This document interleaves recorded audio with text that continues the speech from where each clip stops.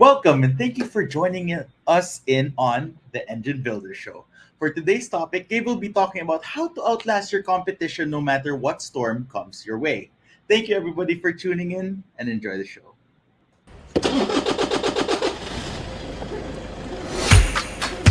Good morning, everybody.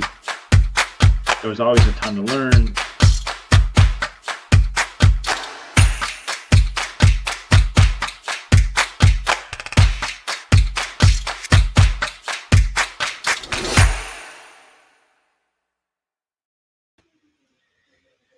One thing that I have realized over the years as an entrepreneur is that no matter what you think is going to happen, no matter how good things are going or how bad things are going or whatever is going on in the business or your personal life, that storms are going to be coming your way. And ideally, we want to be in a position where we're prepared, where we can outlast our competition. We can, deal with what comes our way. And in order to be prepared, we have to think ahead and we have to start to develop things that are going to carry us through those rough spots. I know we talked earlier this week about what I believe is my opinion and what I'm seeing from my experience. We're definitely headed into a recession. And you never know when exactly those are going to happen. And you never know exactly how long they're going to last, but they do happen periodically. So that's a storm that is likely coming our way. If not, is already here, officially or unofficially. Other things that happen is you can lose key employees. You can lose big, client accounts that affect revenue. You can have things happen personally, a divorce, a death in the family, unexpected sickness. There's all these things that happen unexpectedly that bring storms our way. And so when those happen, we can either give up, fold up, and die as a business, and our competition eats us, or we can go through those challenges and we can outlast our competition, because if we focus on the long term, if we have these foundational things in place, then we have the ability to grow and scale for the long run. And we just learn from the storm and we gain experience and wisdom. It doesn't crush us. So the first thing that I would encourage you to do as you're looking at how do I outlast the competition, how do I really build a business that's going to last for the long run, is to focus on relationships first. That's our first guiding principle here at Business Marketing Engine for a reason, because I believe, not only just from a belief standpoint, but from my experience and what I've seen, that if you focus on taking good care of people, if you focus on the relationships, then you have clients for life. If you focus on taking good care of your employees and you really do everything you can to serve them, then you will have loyal employees, team members that are going to help you grow. If you focus on your relationships and your personal life first, and you really invest in them, and you show up and go 100% of the way whenever you can, then you're going to have a lot of goodwill out there. And I remember hearing years ago how this one entrepreneur had $1 billion launch day. He did $1 billion of sales in one day, which at that point was a world record. I would assume it probably still is, but that's a lot of money to make in one day. And he was being interviewed, and the host asked him, like, how did you do this? This is crazy. I don't know how that'd be impossible. And he said, well, for many years before, for at least 4 or 5 years before, I focused intensely on building up my Goodwill bank account. I focused on investing in relationships and showing up and serving however I possibly could, because I knew there was going to be a time where I would need help. I would need these relationships. And he didn't do it transactionally in the moment of like, I'm keeping score and I'm going to keep track of all this, but he just chose to serve and show up. And because of that, it was his attitude. When he asked for help, he was able to get the help he needed. And he didn't, just outlast a storm. He crushed his competitors. There was nobody on the map compared to what he was able to do. And so regardless of how you go about it, I believe if you just really look internally, you look in your heart, you'll know how to focus on honoring a relationship first, showing up and doing what's best for the other person in a way that you would want to be treated in their situation. And that is the number one thing that will help you outlast the competition. That's how huge companies build amazing customers' experiences. It's how small companies beat the big competitors, because they choose to focus on relationships first. So that's the first thing. Second thing is make sure you deliver consistent results.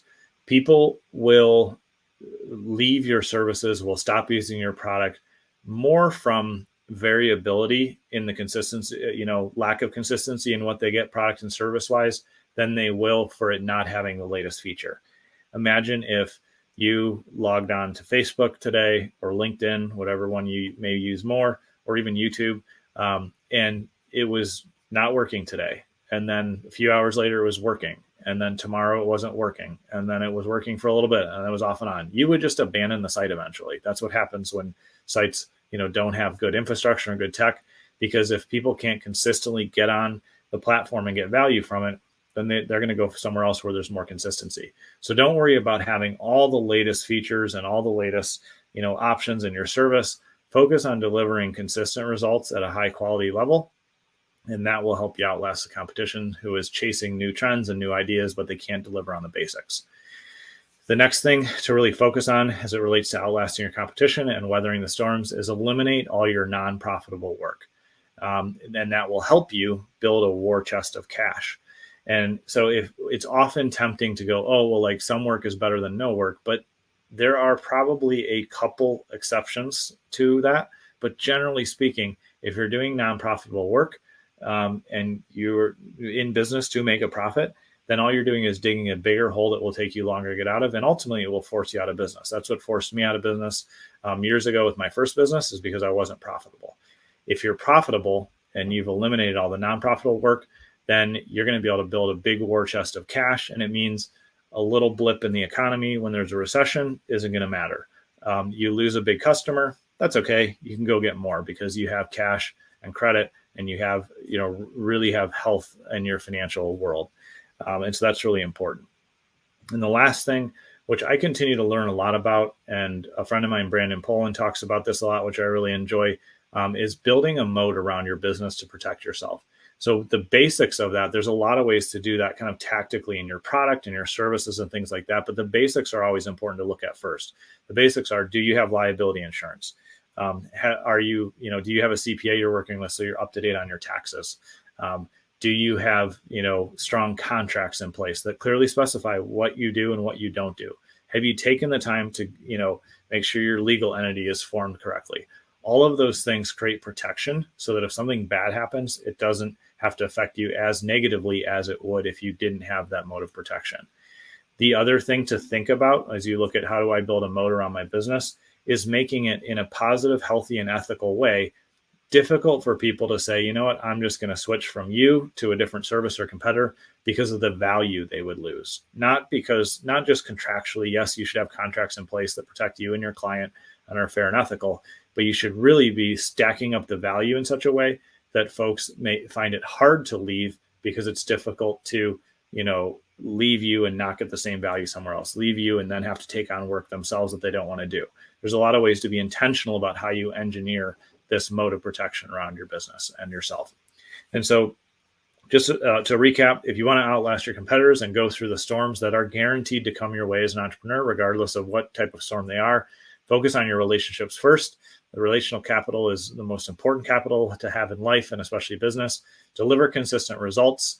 Eliminate your non-profitable work, the things that are costing you money or not at the profit level that they should be, so that you can build a war chest of cash and build a moat around your business that protects you and the business. So I hope that's useful to you. If you have any questions, reach out. I'd love to hear from you. I love answering questions on the show. And so if you have any questions, I can answer them live, or if you just want to talk to me privately, you can reach out at businessmarketingengine.com or shoot me a message here on any of our channels. Thanks for tuning in, and we'll see you tomorrow.